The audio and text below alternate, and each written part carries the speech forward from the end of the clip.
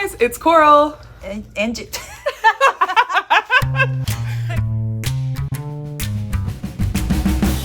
Hey guys, welcome to Books and Banter. I'm Coral.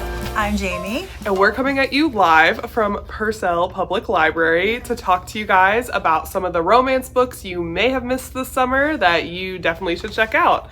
So, Jamie, what's a fun romance book you read this summer? Okay, so I read Just Some Stupid Love Story by Caitlin Doyle. This came out in June. It is about a couple, Molly and Seth, who were high school sweethearts, and then Molly dumped him like right before high school ended, and they didn't speak for years. They reunite at their 15-year class reunion, and they rekindle their romance for one night, and then they make a bet about which couples will still be together at their 20th reunion. And so, first I should say, Molly is a screenwriter who writes romantic comedies, but she is very much does not believe in love. Seth is the opposite. He's a divorce lawyer, but he adamantly believes in finding your happily ever after. So he's he predicts that they will be together by their 20th reunion, and Molly's like, no way. So the book follows them over the next 5 years in their lives, and we find out, will Seth be proven right, and will he get his happily ever after with Molly? Find out. I thought this was really a fun book. It has a dual character point of view narration, so you get to see both characters' perspectives. Seth is very charming and lovable and just cute, and Molly is a bit cynical, but you find out why she is the way she is and what's happened to her in life, so why she doesn't believe in love. So you have some empathy for her, but it's fun and entertaining, but it also has a lot of depth. So, and this is Caitlin Doyle's debut rom-com, but she also writes historical novels under the author name Scarlett Peckham. So check this out. And it's also available on Libby.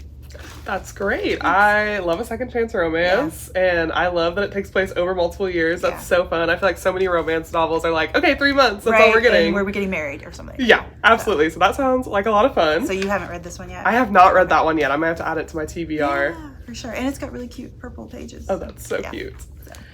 So I did not read a rom-com. I read more of a serious romance. Took a little step over and did something more serious. So I read Not in Love by Ali Hazelwood. Ali Hazelwood is so popular right now. She usually writes these STEM romances, so women in STEM is her big thing. Her big one is Love Hypothesis was her first one that really took off. And then earlier this year, she wrote Bride, which was her kind of step into this paranormal, romantasy, werewolf, vampire romance, which was a lot of fun, a little silly, but a lot of fun. But Not in Love is definitely probably her most serious one she's written so far. It follows Rue and Eli. Rue is a scientist, so it is still in that kind of STEM mindset. She works in food science, trying to elongate food shelf life. Very interesting character. But Eli comes in, and he is part of a group that is going to try to take over. They're going to try to acquire the lab that she works for. So it's a corporate takeover. So the two of them, from the very beginning, as soon as they realize who each other are at odds naturally. But they can't deny this chemistry that they have with each other. So they kind of enter no strings attached style romance. That goes through the course of the book. So they have all this stuff going on in their professional life that is keeping them apart.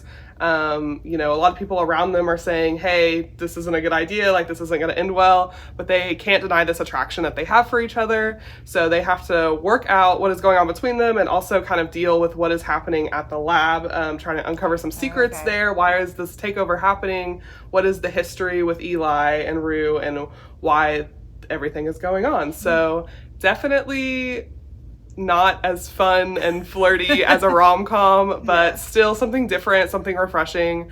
I love that she does STEAM romances. Yes, it's really interesting. It gives these characters kind of different types of jobs than what you typically see in romances. Yeah. And she also talks about their jobs more, so sometimes when you read a romance you're do these people ever go to work?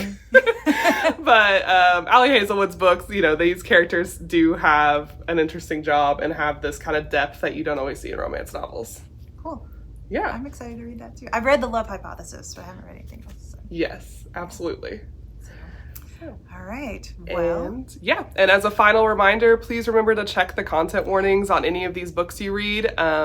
These are 2 adult romances, so these are definitely geared towards adults, but always check the content to make sure what you're reading is what aligns with your personal beliefs. So thanks, and we'll see you soon.